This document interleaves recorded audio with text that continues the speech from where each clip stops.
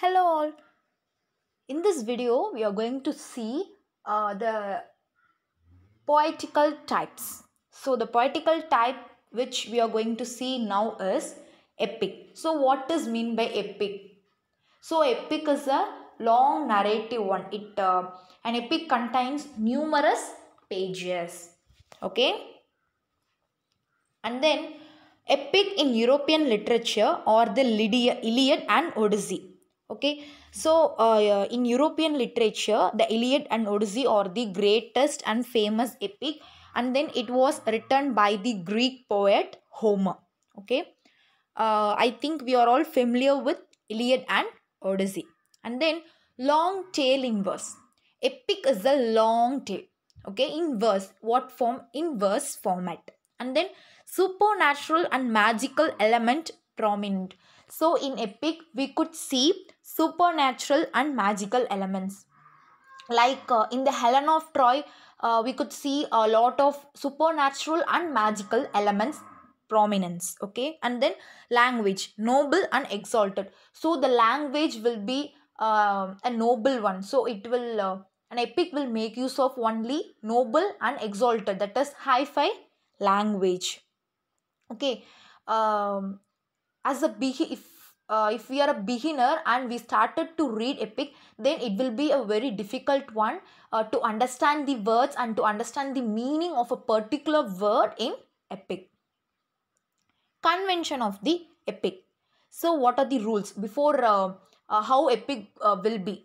Okay, so we want to know this theme of the epic stated in the first few lines. So when we start to read an epic, the theme of the epic will be stated in the first few lines itself. So that term, that technique is known as proposition. Okay, and then whatever work we do, before beginning a work we will pray to God. So here too, before writing the epic, there will be prayer. So that term is technically known as invocation.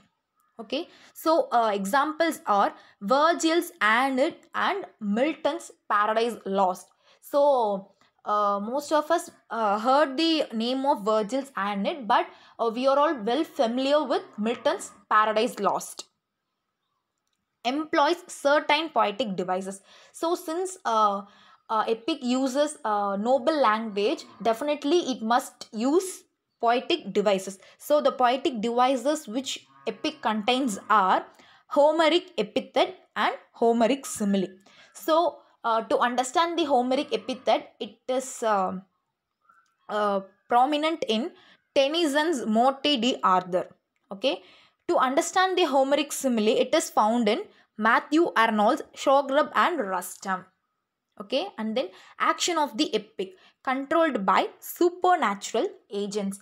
So the epic, I have already told that the supernatural and magical element is prominent in the epic. So the action of the epic is controlled by the supernatural agents.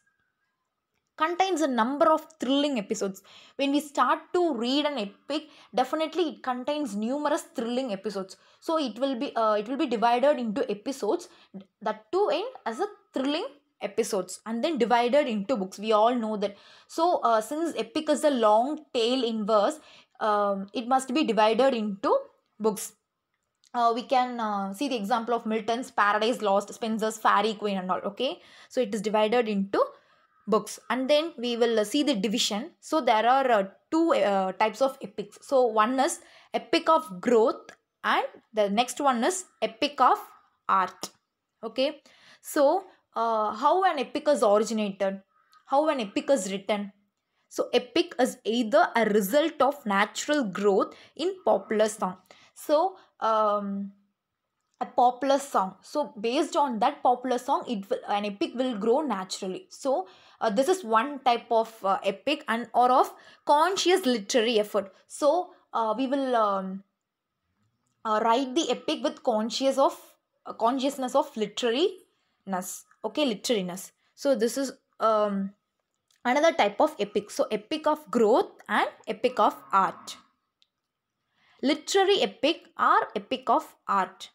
Okay, there are two types. So first one is literary epic or epic of art, and another one is folk epic, that is epic of growth or authentic epic. We have already seen the two types, that is epic of growth and epic of art. So it has another names. Okay, so epic of art is also known as literary epic, and then epic of growth is also known as folk epic or authentic epic. And then folk epic is not the work of one man. So folk is something related to village and group of people. So folk epic is not related to one man. And then literary epic. Literary epic is the work of art. So because the other name for literary epic is epic of art. So it is work of art.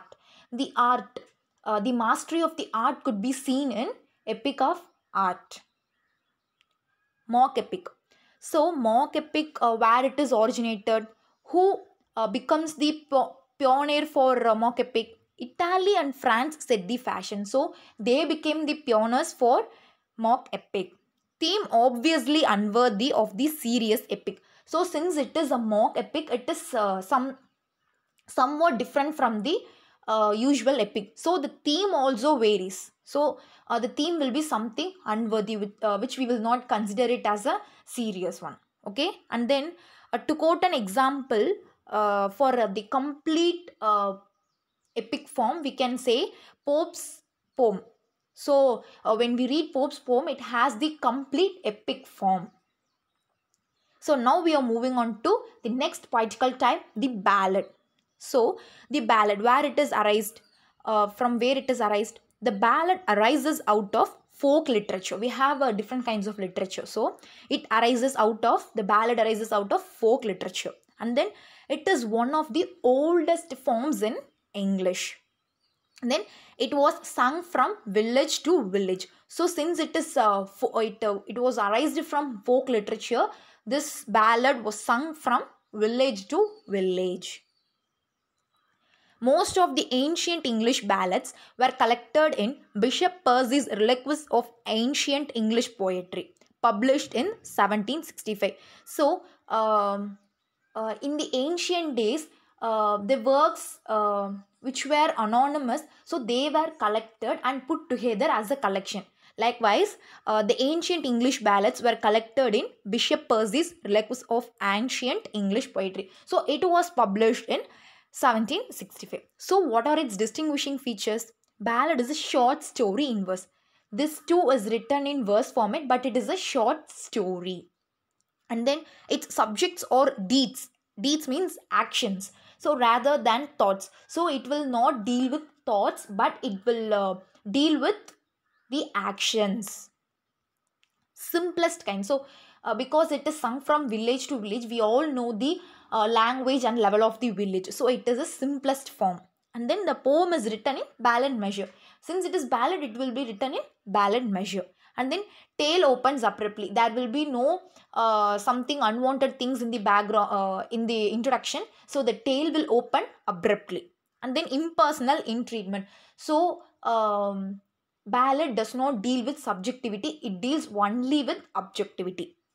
And then same lines are repeated from stanza to stanza as refrain. So we all know that what is refrain. So repetition of the same lines from stanza to stanza. So we could see the refrain in ballad. No attempt at detail of time or place. So when we read a ballad, we couldn't find when it was written or which place. In which place it has happened. Okay, so they will not give any information regarding detail of time or place. So we could see we could take the wife of Ushersville. So in wife of Ushersville, there will be nothing. We couldn't able to guess which date or which place. Okay, so this is a best example for ballad. And then we are moving on to kinds of ballad. So totally there are two kinds of ballad. The first one is ballad of growth. In epic we have epic of growth. The same way here, ballad of growth and ballad of art. So epic of growth, ballad of growth. Epic of art, ballad of art. The same thing. So ballad of art is also known as literary ballad. And then W.H. Hudson has given a definition as the literary development of the traditional form. So a traditional form, ballad is a traditional form, but it is developed literarily. Okay, so ballad is a literary development of the traditional form. And then minor form of the ballad of art is mock ballad. We have mock epic. The same way in ballad of art we have mock ballad. It is the minor form. Okay, to quote an example, we can quote Cowper's John Gilpin. Okay, Cowper's John Gilpin. Next, we are moving on to the next poetical type, the satire. We are all well familiar with this poetical type, the satire. So satire could be found in both poetry and prose, and then it has no set literary form. And then verse satire might be written as an ode, as an elegy, or a ballad. So we can write a verse satire as an ode, as an elegy, or a ballad. And then novel. So novel may be written more as a satire than as a story. If a novel is written as a satire, then we could remember that novel very easily, and then we could remember it for a longer time. But then when it was written as a story, then we could forget at any point of time in our life. Okay, so this is the power of satire. Origin and meaning. So satire, where it is originated, it is of classical origin. And then to quote the famous writers, so Horace, Persius and Juvenal, they were the prominent writers for satire. And then the aim of this satire is to ridicule folly or vice, that is mistakes. They have to ridicule the mistakes. And then satire is the light form of composition. So it is the light form, it is not very heavy, just they have to point out the mistakes. Okay, so it is a light form of composition. Essentials of a good satire. So if a satire should be considered as a good satire, what are all the things we should consider? What are all the things it should possess? Okay, so satire may be inspired by either a personal grievance or a passion for reform. So in satire we could find either any personal grievance, okay, or passion for reform. If they have done any mistakes, but the critic wants to rectify that mistake and he needs some reformation, then at that time he makes use of satire. Attacks on a person or group of persons. We all know that satire is an attack on an individual or a group of persons. Intended to ridicule, not to abuse. Just they have to ridicule. I think we are all familiar with the difference between the meaning of ridicule and abuse. So just they have to ridicule, but they should not abuse. And then it hates the sin and not the sinner. Just they will ridicule only the actions. That is, they will point out the mistakes only in the actions, and they should not say anything regarding the person who has done that mistake. Okay, and then more playful than hurtful. So when a person is writing a satire, it should be more playful. They should not hurt others. No satire can be great which is not forceful and outspoken. So if a satire should be great, then it should be forceful and outspoken. So it should be very open type. So no satire can be great. So everything in the satire should be exposed to the outer world very transparently. This is what they are saying. And then Dryden and Pope used it with amazing skill. So they have handled the satire with amazing skill and talent. But this Byron had handled it vigorously. So he has handled the satire in a vigorous form. Subjects of the satire. So what are the subjects? Condemns whatever he does not approve, and each age has had its own set of vices to ridicule. So if a particular thing is not okay for that critic, then he can condemn on that particular subject. And then each age has its own certain traditions and practices, so it will differ when the age changes. So according to the age they can ridicule. Okay, and then Chaucer and Langland attacked corruption in the church. So during the period of Chaucer and Langland, there were a lot of corruption in the church. So by making use of satire, they attacked corruption in the church. So this is how writers should write. Okay. Pope's rape of the lock is the best example. So I have given the examples for the satire. So Pope's rape of the lock, and then the works of Jonathan Swift.